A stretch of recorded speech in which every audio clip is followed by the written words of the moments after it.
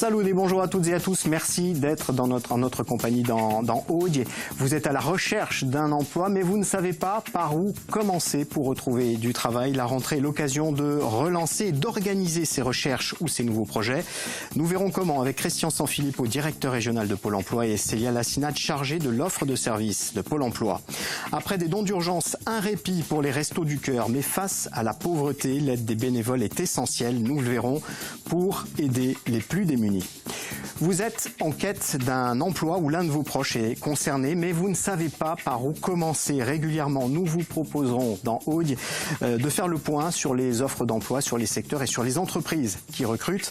Nous verrons aussi comment contribuer à donner l'envie de se lancer dans différents métiers. Mais pour débuter cette rubrique Info pratique, comment organiser sa recherche d'emploi? C'est la question du jour.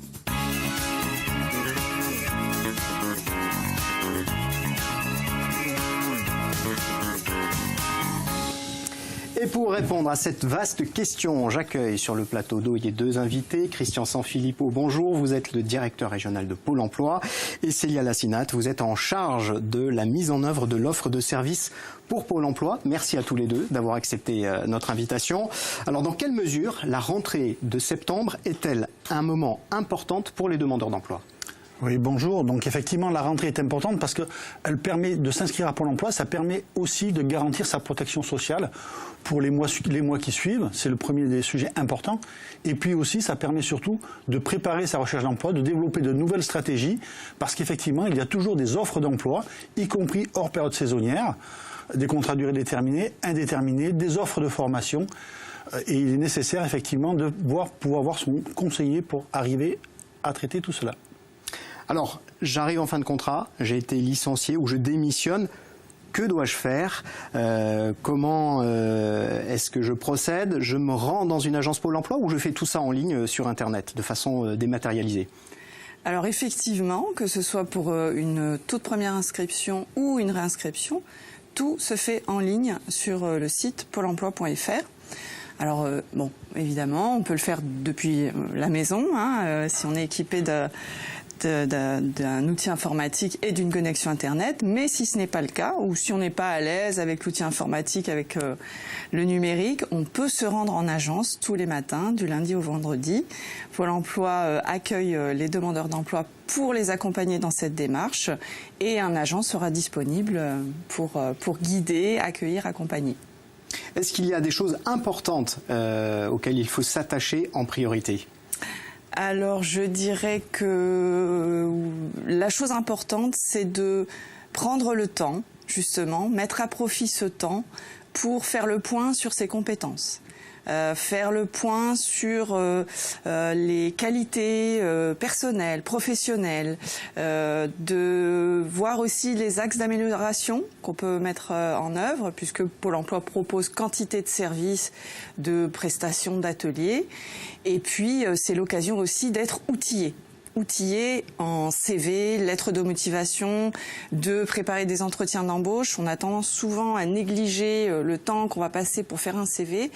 Le CV n'est pas tout, ça reste quand même une clé d'entrée pour de futurs entretiens d'embauche. Voilà. Si je suis un jeune diplômé et que j'arrive maintenant, après l'été, sur le marché du travail, est-ce que j'ai l'obligation, est-ce que je dois m'inscrire ? Alors, il n'y a absolument aucune obligation de s'inscrire. Néanmoins, on peut considérer que ça va être clairement une plus-value, puisque Pôle emploi va pouvoir accompagner les jeunes diplômés, soit en leur proposant le contrat d'engagement jeune, qui est un accompagnement intensif et sur mesure, soit en orientant donc les jeunes diplômés Bac+3 et plus vers l'APEC, l'Association pour l'emploi des cadres.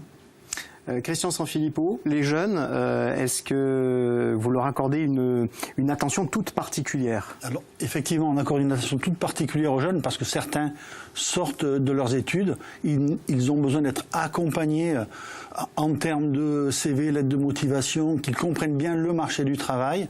Et pour ce faire, donc, nous mettons à disposition des ateliers, mais nous travaillons aussi avec des partenaires. L'APEC vient d'être cité. Il y a aussi les missions locales pour des jeunes qui ne sont pas diplômés ou qui ont aussi d'autres difficultés. En fait, il y a tout un écosystème en Corse et ailleurs, mais ici en Corse, qui permet d'accompagner les jeunes et de les conseiller vers la bonne voie. Alors, lorsque l'on se rend dans une agence, c'est compliqué, à un moment donné, de décrocher un rendez-vous, justement pour toutes les démarches auxquelles vous venez de faire référence, que ce soit pour établir son CV, pour faire un bilan de, alors je ne sais pas si c'est le terme approprié, un bilan de compétences, ou en tout cas de faire un point sur sa carrière et sur son projet. Sur ce point, on a des conseillers qui œuvrent au quotidien pour justement être à l'écoute, établir un diagnostic et orienter les demandeurs d'emploi vers le bon service et surtout de répondre aux situations et aux besoins de chacun. Donc il ne faut pas hésiter à solliciter son conseiller, à exposer son projet, à prendre le temps aussi. Un projet, ça demande du temps et donc il faut faire ça étape par étape. Et puis c'est important aussi d'avoir un rendez-vous avec son conseiller pour être soutenu, pour être appuyé, pour être conseillé et mener à bien ses démarches et ses projets. Y a-t-il d'autres partenaires aussi qui sont présents au quotidien aux côtés de Pôle emploi justement pour favoriser cette réinsertion professionnelle sur le marché du travail ? Oui, il y a bien évidemment de nombreux partenaires avec qui nous travaillons tous ensemble pour ces publics-là. Donc j'ai d'ores et déjà cité la mission locale pour les jeunes, nous avons cité l'association pour l'emploi des cadres pour les jeunes diplômés ou les cadres. Il y a aussi Cap Emploi pour les personnes en situation de handicap. Il y a tous les consulaires, chambre de commerce, chambre des métiers, chambre d'agriculture, en fonction du projet de création qu'ils peuvent avoir. Il y a aussi Transition Pro pour les salariés qui cherchent aussi une reconversion. Les agences d'intérim, les centres de formation, parce que la rentrée, c'est aussi la possibilité d'intégrer des formations complémentaires. Voilà, donc il y a tout un écosystème présent avec qui nous travaillons, je dirais, chaque jour pour favoriser justement le retour à l'emploi et le développement de compétences des demandeurs d'emploi. Alors voilà pour une photographie en tout cas des démarches qu'il faudrait entreprendre en cette rentrée pour des personnes qui sont en demande d'emploi. Un focus sur les opportunités, les offres d'emploi qui sont sur le marché en cette rentrée avec vous, Christian Sanfilippo. Y a-t-il des opportunités à saisir ? Donc oui, effectivement, c'est pas parce que l'on a terminé la saison qu'il n'y a pas d'offres en contrat durée déterminée ou indéterminée d'ailleurs, dans divers secteurs. Alors à titre d'exemple, parce qu'il y en a une multitude, on peut citer Corse Composite qui recrute aujourd'hui 16 postes, alors des postes d'ingénieurs, de techniciens, d'appui RH. Alors Corse Composite, société aéronautique installée à Ajaccio. Installée à Ajaccio. Le groupe Codim, qui sur Porto Vecchio et Propriane avec Casino recrute 11 postes de contrat durée indéterminée ou déterminée, donc ou pour alimenter les rayons ou en tant que responsable de rayon, enfin divers profils. Donc là, c'est la grande distribution qui en général est plutôt pourvoyeuse d'emploi dans notre région. Tout à fait. Pour le même type de métier, on a Leclerc à Montessor, vers Bastia, qui effectivement recrute aussi plus de 15 postes. Et puis toujours d'autres secteurs, Corsica Gastronomia, donc l'industrie agroalimentaire, qui recrute 5 postes aujourd'hui d'agents de fabrication. Là aussi, on est sur la région ajaxienne, hein, c'est la zone commerciale, la zone industrielle, pardon, à la sortie de la ville. Tout à fait. On a la clinique de l'Hospédal à Porto Vecchio qui recrute, alors là c'est le secteur de la santé, effectivement, infirmiers ou aides-soignants, enfin il y a 5 postes aujourd'hui à pourvoir. Et enfin, sur la plaine orientale, je dirais le domaine de Terravec, avec 2 postes d'assistant de direction et secrétaire qui recrutent aussi. Donc ce sont des exemples, encore une fois, il y en a effectivement bien d'autres. Alors si je suis intéressé par l'une de ces offres, où c'est que je les trouve ? Dans les agences, sur le site internet ? Alors si on est intéressé, effectivement, plusieurs possibilités. Donc il y a le site internet pôle emploi.fr avec les offres d'emploi. On peut pour certaines candidater en direct. Pour d'autres, il faut passer par son conseiller, signaler à son conseiller ou candidater. C'est l'autre possibilité qui existe. Et puis après, effectivement, l'offre peut aussi m'arriver si je suis abonné aux offres en direct. À ce moment-là, je la reçois sur mon espace personnel. Merci Christian Sanfilippo, merci Seya Lassinat pour ce premier rendez-vous pratique. On se retrouve, je l'espère, très bientôt pour des conseils, pour découvrir aussi des métiers, des formations ou éventuellement même parler de la réorientation professionnelle. L'engagement au service des autres, c'est un point fort de notre émission situation quotidienne. Et c'est en ce moment la solidarité en faveur des Marocains victimes d'un violent séisme dans la région montagneuse du Haut-Atlas. Des associations caritatives sont mobilisées en Corse. L'association Père Apache, créée il y a 30 ans maintenant, a lancé une campagne d'appel aux dons. Tous les détails sont à retrouver sur le site de l'association. Le bilan du sinistre s'établit ce matin à près de 2900 morts et autant de blessés. Puis l'engagement au plus près de chez nous, c'est l'aide en faveur des plus démunis, des plus pauvres, avec notamment les actions des Restos du Cœur. Même en été, les files des banques alimentaires s'allongent. On l'a vu avec les récentes difficultés financières évoquées au niveau national par l'association des Restos du Cœur. État des lieux et besoins en Corse du Sud avec Raymond Tchekal, le président de l'association.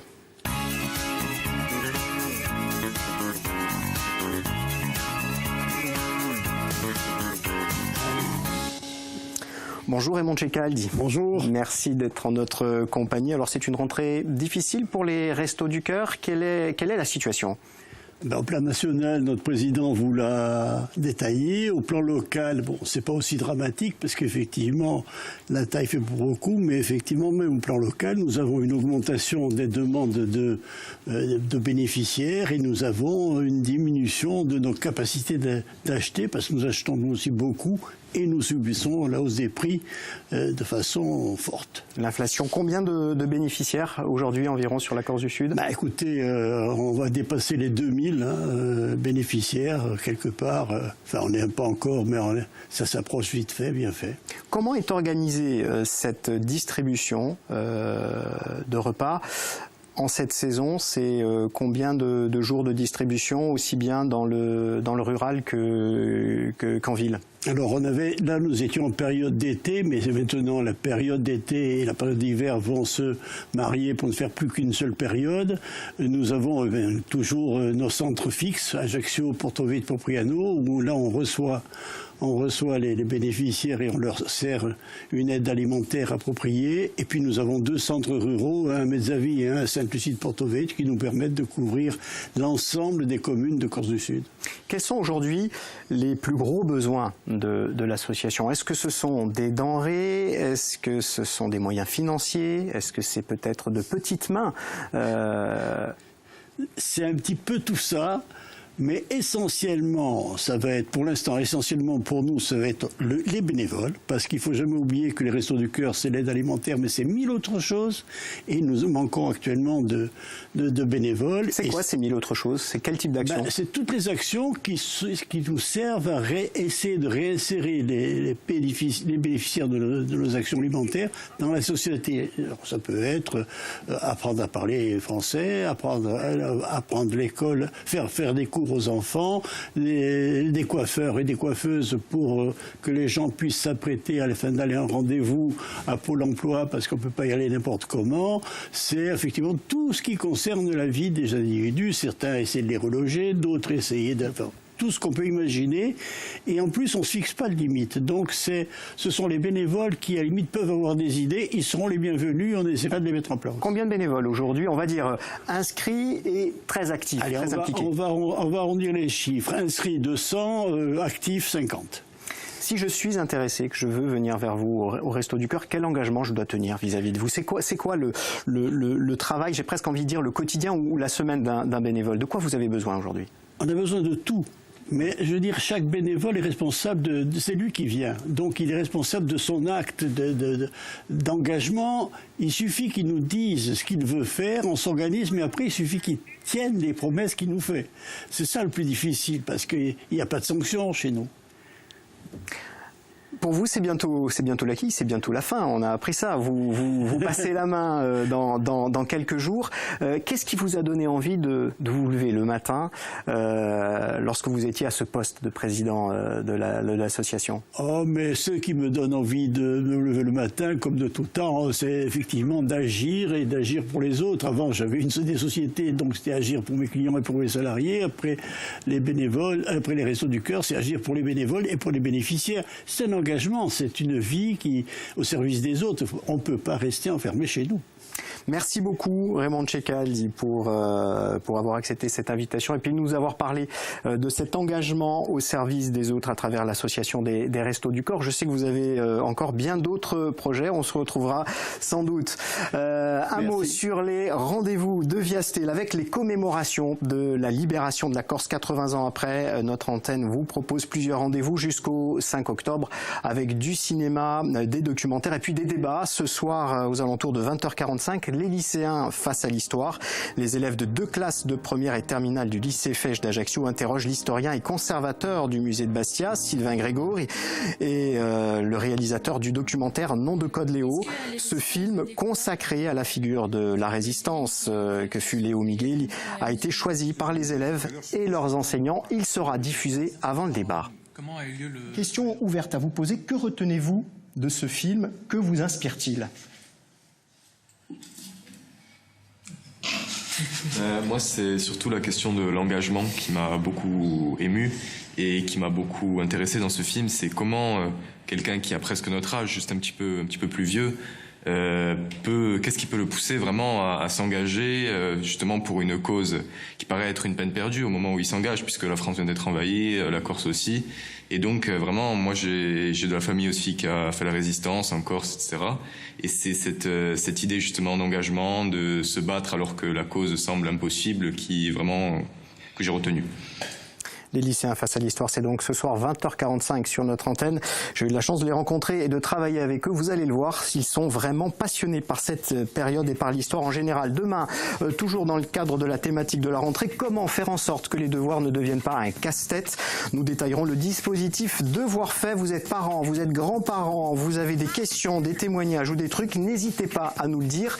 Vous pouvez, je vous le rappelle, flasher le QR code qui va apparaître en bas à droite de votre écran pour nous faire parvenir vos photos, vos témoignages, vos vidéos. Vous pouvez aussi nous les transmettre par audi@francetv.fr. Tout de suite les nouvelles du temps, puis l'info. Merci, bonne journée, à demain. Bon, on y va?